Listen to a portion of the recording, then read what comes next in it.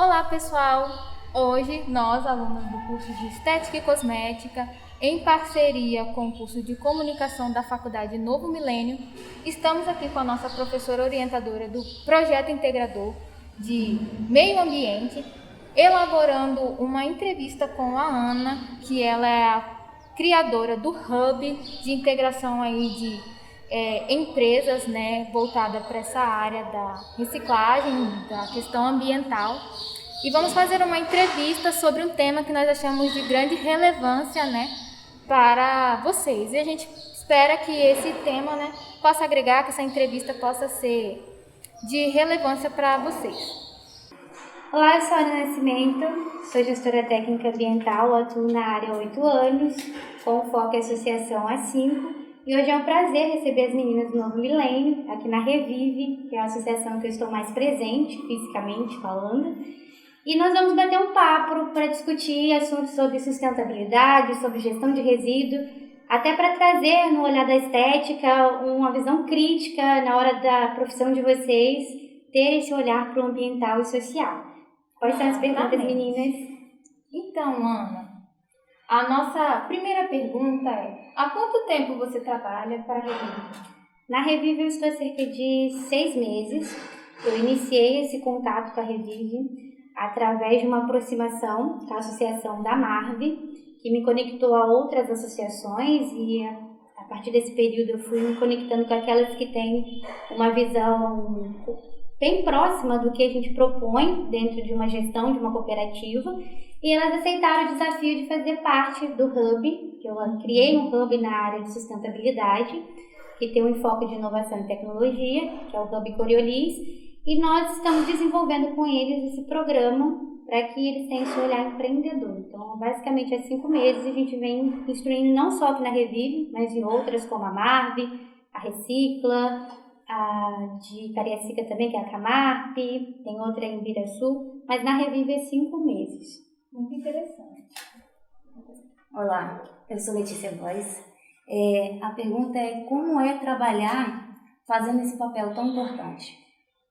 Eu falo que a minha maior escola na formação técnica está sendo as associações, porque aqui eu aprendo a ressignificar olhares, a ter persistência dentro dos objetivos, porque eu falo que está para nascer, pelo menos assim, dentro da minha vivência, eu ainda não encontrei um povo tão guerreiro igual o catador. Então, apesar de ser técnica, eu não os vejo de forma inferior, nunca os vi. Sempre eu coloquei nesse intuito de olhar igual, que eles possam se olhar para mim e também se sentirem capazes de dialogar assuntos técnicos. Então, é gratificante para mim entender que dentro desse cenário eu consigo estimular, através desse olhar da legislação, da engenharia, para que eles também se capacitem. E estou tendo uns feedbacks bem bacanas. Então, aqui dentro teve associado que voltou a estudar, por entender a importância de se ter um corpo técnico na gestão da associação. Então, hoje, assim, eu me vejo mais como uma multiplicadora, porque o trabalho importante em si da reciclagem é feito por eles. Eu estou aqui mesmo para facilitar alguns processos dentro daquilo que eu consegui através do conhecimento técnico, durante a minha formação. Muito bem. Ana, você pode nos contar para quantas instituições vocês prestam serviço hoje? Hoje nós estamos com 5 municípios, que é Vila Velha, Cariacica, Ibiraçu. Nós começamos uma atuação na Serra, mas ainda está assim, no período de gestão, não é com uma cooperativa, é com uma outra instituição que tem um trabalho social para a gente fazer a integração dos catadores autônomos. Então, hoje nós estamos em 5, que é a Asconsul, em Ibiraçu, em Vitória, a Recicla e a Marve, em Vila Velha, a Revive, e em Cariacica, a Camarp. São 5 cooperativas que estão aí se estruturando e se organizando num trabalho colaborativo em conjunto. Legal. E você pode nos dizer por que você decidiu trabalhar nessa área? Bom, eu fui criada na roça, no interior, na família natural de Muqui, no sul do estado, e não sou muquirana, antes que façam piadinhas, né, muquiense. E eu sempre tive um contato muito próximo com a natureza. Então, assim, já levei corrida de cachorro, de boi, de periquito, papagaio, porque minha avó tomava conta da agricultura, trabalhava, né, para um fazendeiro, então o meio ambiente sempre foi algo que me deixou em casa, comum. E quando eu entrei para a área de sustentabilidade com foco na gestão de resíduos, o que mais me motivou foi que o meu avô, ele aposentou, então cessou as atividades no campo, até por questões físicas. E quando ele foi, né, para o distrito de São Gabriel, que era mais estruturadinho do que onde ele morava, que era interior mesmo, ele ficou ocioso. No início ele começou a beber muito, a ficar muito tempo em bar. E uma forma que ele encontrou de estar direcionando o tempo dele foi justamente acatar os materiais que ele enxergava que o pessoal jogava no pasto, que tem algumas áreas ainda, por mais que seja um distrito mais desenvolvido, tinha algumas áreas ainda. Então ele se incomodou muito com aquilo. E ele começou a fazer a coleta e eu falo que o meu avô fez o mais difícil da Política Nacional de Resíduos Sólidos, é fazer com que as pessoas higienizem os materiais, separem os materiais corretinho e coloque lá para ele recolher. Como ele é um morador antigo que todo mundo conhecia, ele passava com a bicicleta coletando, todo mundo já separava o resíduo. Só que ele encontrou uma complicação, uma barreira pública que ele precisaria de licenciamento, todo esse entrave burocrático que uma associação também hoje vivencia, de ter licença ambiental, de estar dentro de uma área adequada, ele estava próximo do rio, e por mais que ele fazia uma ação ambiental, ele não estava correto com a legislação e, infelizmente, a gestão do município não conseguiu conduzir a situação de uma forma que ele pudesse ser inserido. Eles queriam que colocasse ele dentro da Associação de Catadores de Muqui, que fica distante. Só que aí eu tentei entrar no circuito, nessa época eu já tinha me mudado para Vitória, para poder estudar, trabalhar aqui, e eu não pude acompanhar esse período próximo a ele, então eu fiquei assim, extremamente frustrada, porque, poxa, eu como técnica já tinha uma visão dentro da engenharia, porque eu já estava no meu segundo ano de engenharia ambiental, então eu já tinha uma visão que eu poderia ajudar. Eu já trabalhava com licenciamento e parceria com outros amigos que já eram engenheiros. Eu sabia como resolver a situação do meu avô, mas a distância e o tempo não colaborou para que eu pudesse estar próximo. Ele se frustrou, parou de mexer com a atividade, até hoje quando eu vou lá visitar, ele fica, minha filha, viu um monte de papelão do Páscoa, não sei o quê, e infelizmente no distrito não tem coleta seletiva. Então aquilo me doeu muito o coração. E eu tenho um amigo que quando eu era mais nova, né, eu tô com 26, quando eu tinha lá meus 20, 18 anos, eu era muito assim, de querer mudar tudo, reclamava de tudo, até que um amigo me chamou e falou assim, Ana, você quer mudar as coisas? Começa por aquilo que mais te incomoda. E essa situação do meu avô, de querer fazer uma gestão adequada dos resíduos, de querer contribuir de forma significativa e também uma forma de ter renda, de tirar ele dessa coisa do vício, eu não conseguia contribuir, isso me incomodou muito, então eu fiz disso uma ação. Foi aí que eu me aproximei da Associação de Catadores de Material Reciclado, também interface eu tinha que dar uma palestra no Exército de Gestão de Resíduos, eu não fazia gestão de resíduos na minha casa, porque eu ficava naquela muleta social de que, eu vou fazer pra quê? Se a prefeitura mistura tudo e joga no caminhão e não faz sentido eu gastar meu tempo com isso. Mas é aquele meme, né? Enfim, hipocrisia. Eu falei, gente, eu não vou fazer isso. Falar para os militares fazerem a gestão do resíduo aqui no BI se eu não faço na minha casa. Então, juntando esse descontentamento do meu avô e mais essa necessidade de ser honesta com aquilo que eu prego, eu me coloquei à prova. Falei, se em um mês eu não conseguir fazer a gestão do meu resíduo na minha casa, eu vou pedir outra pessoa que faz, vou sentar junto com os militares para ouvir a palestra, porque não faz sentido. E nesse período eu encontrei um aplicativo que me conectou à Associação de Catadores. Essa conexão foi reforçada por uma outra amiga que estava com a empresa Júnior, que também queria ajudar, mas não tinha tempo. E eu fiquei lá um mês com a Marv, que foi a minha primeira associação que eu tive esse contato, fui muito bem acolhida. Quando eu entrei no percurso da Marv, ela estava mais ou menos uns 4 anos tentando viabilizar um contrato com o poder público, porque eles exercem uma função pública de limpeza urbana, gerando economia para o município, porque ele não está pagando para enterrar. E ao mesmo tempo ele está gerando renda, gerando postos de trabalho dentro da associação, só que o município não pagava, na época, a associação por esse serviço. Então, era um sistema análogo à escravidão, porque eu recebo menor que um salário mínimo em condições precárias de trabalho, e nesse período, um mês, eu consegui ajudar ela a juntar a formatação, e hoje eles estão aí já indo para o 2º ou 3º ano, já recebendo pelo município. Aqui na Vivi foi a mesma situação. Estava moroso o processo, já tinha sido inúmeras iniciativas, e eu cheguei para somar com essas iniciativas de outras instituições para poder agregar esse valor. Então, acho que eu divaguei, né? Mas eu respondi, né? Respondeu. E para onde são destinados os resíduos coletados por vocês? Bom, na Política Nacional de Resíduos Sólidos, ela dá 2 finalidades para a questão da gestão do resíduo. Eu posso destinar e dispor. Quando eu vou dispor um resíduo, é porque ele é considerado como não reciclável. Existe resíduo que é reciclado, que é aquele que já vem um processo lá, e tem um que é reciclável, mas não existe tecnologias que permitam ele ser aproveitado. Então, o que vai para o aterro, geralmente deveria ser rejeito, que é aquele resíduo que ou realmente não dá para reciclar, ou que não existe, ou por mais que tenha como reciclar, não existe uma logística, uma tecnologia que faça todo esse processo. Por exemplo, coco. O coco é um resíduo reciclável, mas ele não é reciclador, porque não existe hoje aqui no Espírito Santo um mecanismo de logística que coleta todo esse material, leve para uma instituição que tem esses maquinários para poder fazer essa reestruturação. Então, existe a disposição, que é quando você direciona para um aterro sanitário, e existe a destinação, quando você faz todo o processo dentro da economia circular. Então, aquilo que iria ser um rejeito, ele foi valorizado e agora ele consegue ser um produto. Então, eu giro esse resíduo para dentro de todo o processo da fabricação desses novos produtos. Então, dentro desse circuito da destinação ambiental, eu tenho várias fases por onde esse resíduo vai passando. Então, a primeira dele começa na nossa casa, na segregação. Então, eu vou separar entre material seco, material úmido e aquilo que não é rejeito, ou agora uma nova nomenclatura que está vindo, que é reciclável, orgânico e rejeito.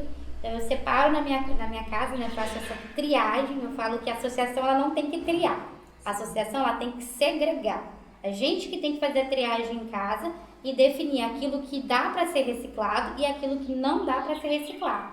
Então, quando eu faço essa triagem na minha casa, o caminhão da coleta seletiva ou da prefeitura ou da própria associação coleta esse material, traz para dentro da associação e a associação faz a segregação, que é o quê? Dentro do plástico que eu separei que está limpinho, existem várias modalidades de plástico. Tem o PAD, tem o PET verde, tem o PET cristal. Então, eu vou segregar nessa fase. Hoje, a associação ela faz a triagem, porque a gente não cumpre o nosso papel de responsabilidade nisso. Porque vem para cá agulha, resíduo hospitalar. Recentemente teve uma associada aqui, a Marquilene, que furou o dedo, a gente não sabe a procedência dessa agulha. Teve que tomar uma série de coquetel, ficou quase um mês aí passando mal. Então, assim, é um caos. Tem associação que chegou respirador de Covid. Meu Deus. Nossa. No meio da coleta seletiva. Eles já acharam fraldas, já acharam caco de vidro sem ter toda coisa embalada. Isso daí eles vão ter mais propriedade para falar para vocês, porque eu não vivencio. São coisas que eu escuto eles falando, né? E visualizo na gestão técnica. Então, é muito importante que a gente faça a triagem do processo. Porque, assim, dentro da política, ela fala que a responsabilidade é compartilhada. Então, o poder público, ele tem que investir financeiramente em capacitações das associações, em maquinário, em infraestrutura. Ele tem que prover condições financeiras, de tecnologias, para que as associações consigam prosperar. As associações, elas são responsáveis por fazer a coleta e a segregação desse material às indústrias, por utilizar não a matéria-prima lá da natureza, mas esse material que está vindo das associações, e a gente, enquanto cidadão, fazer a triagem em casa, que é aquilo que a prefeitura coleta e vai para aterro, e aquilo que a associação coleta para gerar no ciclo. E o que é necessário para implantar a coleta seletiva, por exemplo, na rua onde eu moro? Vamos lá, nós vivemos num país em que, infelizmente, a gente tem a visão de que o que é público é de ninguém, não de todos. Então, se eu coloco dentro de uma rua um ecoponto, provavelmente ele vai ser pichado, ou vai ser vandalizado, ou vão botar fogo. Então, eu acho assim, que a gente não está no nível social de discutir coleta seletiva em ecoponto, por toda a problemática que tem ao redor desse cenário. Não se acabou com o problema dos catadores em situação de ruas, das pessoas em situação de ruas que vão revirar esses lixos. Então, eu, enquanto cidadão, para não gerar esse caos público e esse gasto desnecessário, qual que é o ideal? Entendendo que hoje a gente não tem um cenário favorável para a coleta do ecoponto. Separa o seu resíduo e leva até a associação. Então, se você tem condições de ir até uma associação mais próxima, não coloca no ecoposto, coloca na associação, porque você já vai direto no espaço onde vai fazer essa triagem. E uma proposta que eu trago dentro do Hub é o ecoponto dinâmico. Então, eu tenho praças públicas. Essas praças públicas são também vandalizadas porque não se tem o uso público dela. As famílias às vezes não estão ali, as pessoas não estão ali utilizando. Então, a tendência desses pontos dinâmicos é que eu tenha tenda e que eu fique ali para receber esse material. Então, em vez de colocar lá no contentor que vai ficar o Léo, e que quando a prefeitura passar que vai coletar e quando passa já está tudo revirado, que eu tenha essa tenda, que eu tenha um horário para a população ir lá, colocar na praça o material reciclado, depois a associação vem, pega, e quando terminar ali não vai ter resíduo, então eu não vou ter pessoas revirando. E quando as pessoas entenderem que não vai ter mais esse caos público onde ela vai ter esse acesso a esse material, talvez ela queira se inserir dentro da associação de catadores. Então, assim, a intenção é credenciar essas pessoas em situação de ruas dentro da associação de catadores para que elas não fiquem na rua.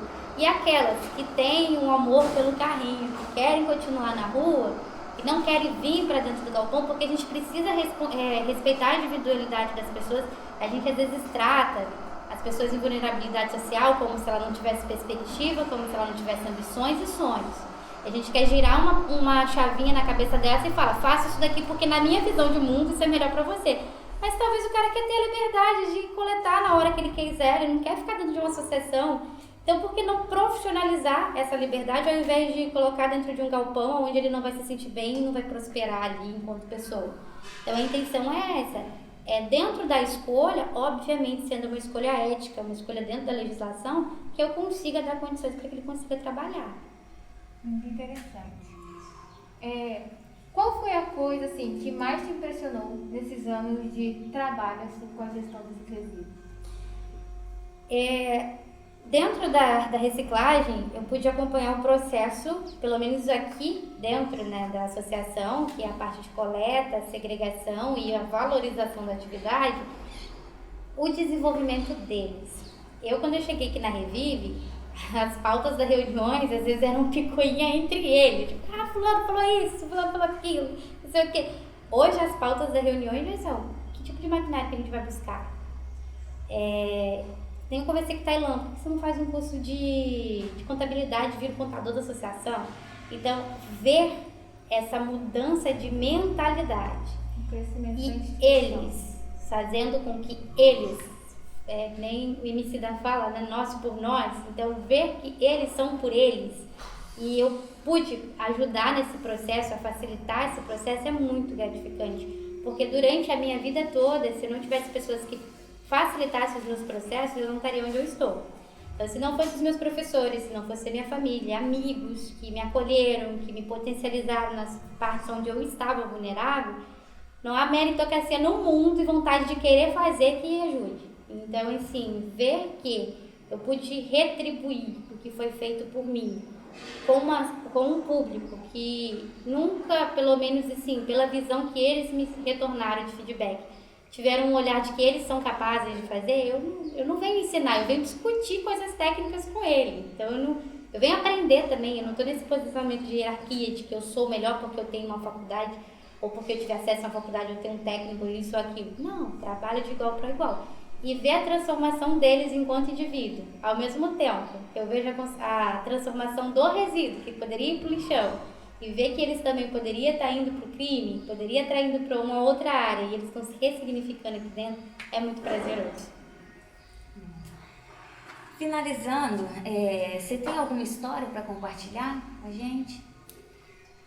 A história que eu compartilho, assim, é a questão de você ser uma incomodada, não se acostumar com as situações.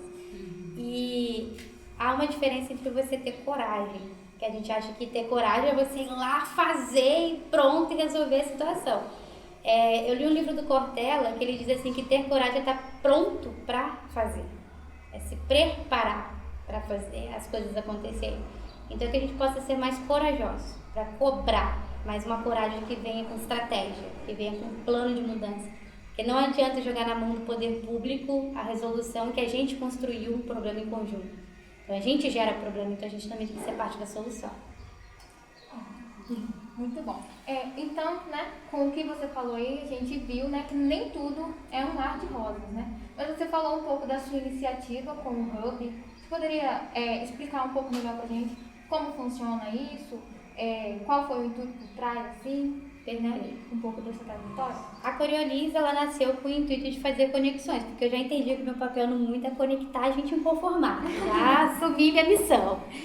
E quando eu estava no primeiro ano de faculdade, eu fiquei muito incomodada, porque eu vi os meus veteranos formando e indo trabalhar em loja, não atuando na área. Eu ficava assim, meu Deus, 5 anos, não que trabalhar em loja nesses outros lugares seja ruim, mas você tinha um objetivo. Eu não acho que ninguém que está dentro da engenharia, 5 anos lá, se ferrando em cálculo, em física e química, no final vai querer trabalhar numa loja. Acho que é desgaste de esforço técnico, tempo e recurso, que se você quer trabalhar na loja, se qualifica dentro daquilo que você precisa para trabalhar na loja. Preciso fazer uma coisa. Foi aí que surgiu a intenção de fazer um aplicativo que conectasse recém-formado com o mercado de trabalho, porque a gente sai para entrar no mercado, mas precisa de experiência. Mas para ter experiência eu preciso trabalhar, então fica naquele ciclo vicioso. Eu falei, não, eu preciso fazer alguma coisa. Então eu estruturei a Coriolis nesse modelo de ser um aplicativo que conecta recém-formado à oportunidade de mercado. Só que foi modificando e hoje a gente se impõe no mercado como um hub de inovação em sustentabilidade, onde nós desenvolvemos um método chamado Sinapse Socioambiental que conecta com os nossos neurônios, que são empresas que pertencem ao hub, para que a gente consiga resolver um problema comum. Então a gente cria um programa, uma rede, dentro dessa rede a gente conecta os atores para resolver pontualmente dentro da sua expertise e contribuir para que a solução seja de todos. Então dentro do Hub hoje a gente está com um programa chamado Ecoafeto, que tem o objetivo de ser ecologicamente correto e também ter o afeto, que é você olhar para quem está dentro da reciclagem, para os catadores, com uma visão de que são pessoas que precisam ser respeitadas e devem ser respeitadas. Então a gente traz a economia solidária, né? A gente trabalha a coleta seletiva solidária, não é só destinar o seu resíduo, mas você tem que se incomodar que se seu resíduo está vindo para cá, mas a associação está furando o dedo, o associado furando o dedo com material, não faz sentido, então assim, não está sendo legal. E o Hub ele surge justamente para isso, para conectar o social, com o ambiental, com o econômico e também trazer a tecnologia, porque o mundo está digital, está cada vez mais digital. Então, se a gente não torna tecnologicamente acessível, além do ambientalmente correto, socialmente justo e economicamente viável, se não há o acesso à tecnologia, eu estou criando mais um mecanismo de exclusão, porque essas pessoas vão ter acesso que hoje a gente já tem ao básico, mas nós já estamos numa outra escala que é o tecnológico. Se eu não ensino, eu estou criando mais uma forma de marginalizar essas pessoas. Então, o Hub ele veio justamente para tornar a tecnologia acessível para o terceiro setor e para as pessoas que não têm esse acesso e também fazer conexões para gerar, não projetos, mas soluções. Legal. É porque nós temos aí, né, um problema que é multifacetado, né, como você já tinha falado conosco.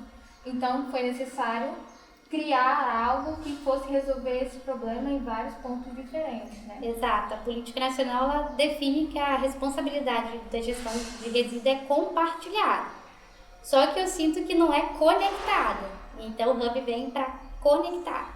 Então, o que o poder público, conectado com a associação, com universidades, com ONGs, com sociedade civil, né? Com os profissionais que atuam, podem compactuar para que a gente consiga, assim, de fato, resolver o problema.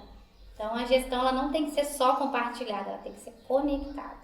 Muito bom. Ana, foi um prazer estar aqui. Eu que agradeço. Foi um prazer conhecer um pouco mais sobre o seu trabalho. A gente com certeza está saindo daqui com uma visão totalmente diferente sobre feliz de a ouvir isso. importância, né, de fazer a nossa segregação, porque é uma coisa assim que tem que ser coletiva, né? Então, esse trabalho seu é fascinante. Eu espero que você venha continuar, né, fazendo esse trabalho excelente, que a gente possa ver, né, você prosperando cada vez mais com esse projeto, porque merece, né, ser reconhecido. E fica o convite a se conectar ao Hub, a fazer parte. A gente tem um programa de voluntariados que a gente chama de Investidores Anjos, que investe seus tempos ou às vezes em alguma causa de ação financeira. Então, fique à vontade a se conectar com a gente. Se o Hub está de portas abertas a receber todos que queiram contribuir de forma significativa para o meio ambiente, para o social, para a geração de economias que compactuam com a visão solidária do mundo. E para se conectar a gente, siga nossas redes sociais. Dentro do nosso Instagram tem um link que você possa se cadastrar e a gente entra em contato para ver o que a gente pode criar em conjunto. Muito obrigada, Ana. E eu que agradeço. Excelente. Temos aqui um presentinho singelo em agradecimento, muito obrigada, né, pela sua participação, sua contribuição muito obrigada. conosco. Foi muito enriquecedor. Muito Foi muito obrigada. prazeroso estar aqui, gente. Então, é isso. Eu espero que esse conteúdo possa agregar para você de alguma forma, que possa ajudar, né, a gente a desenvolver um pensamento mais sustentável, né, porque esse é o intuito desse projeto que nós estamos realizando juntamente com a professora. E nós ficamos por aqui.